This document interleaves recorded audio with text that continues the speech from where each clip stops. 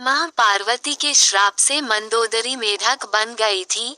जाने कैसे हुआ रावण के साथ विवाह।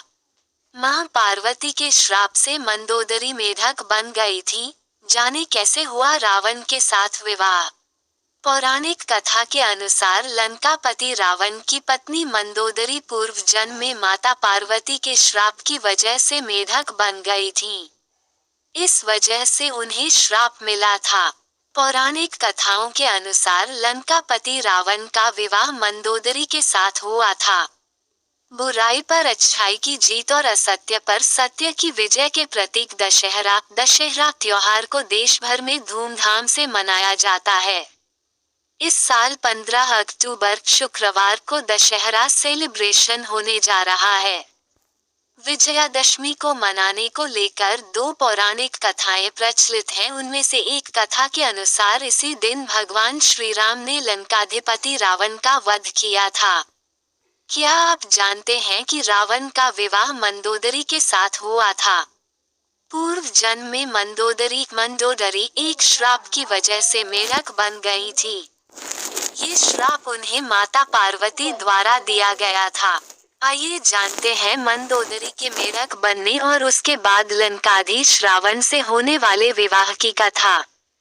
ये है पौराणिक कथा।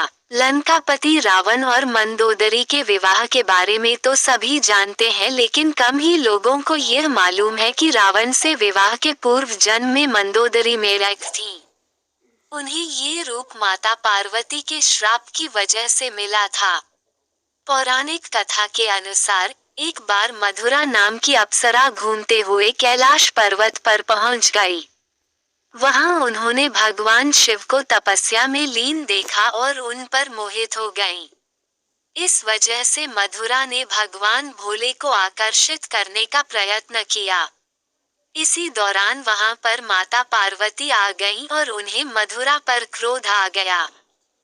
आवेश में उन्होंने मधुरा को 12 साल तक मेढक बनकर कुएं में रहने का श्राप दे दिया। इस बीच भगवान शिव की तंद्रा टूटी और उन्होंने पार्वती जी को मनाने की कोशिश की, लेकिन वे नहीं मानी।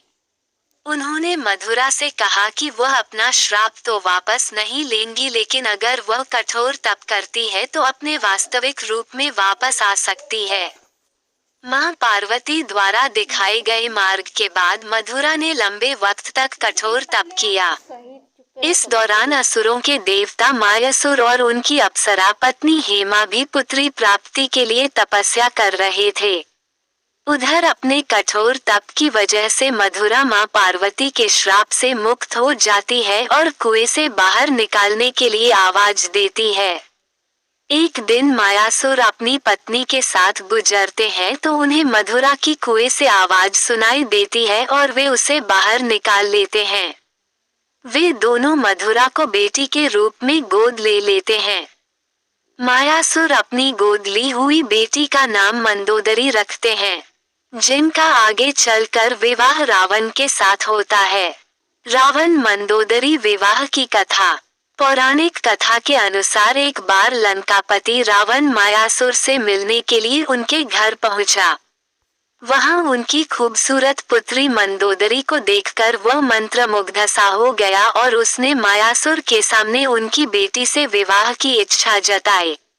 हालांकि मायासुर को ये रिश्ता पसंद नहीं था, इस वजह से उन्होंने इसे ठुकरा दिया, लेकिन रावण नहीं माना और उसने बलपूर्वक मंदोदरी से विवाह किया।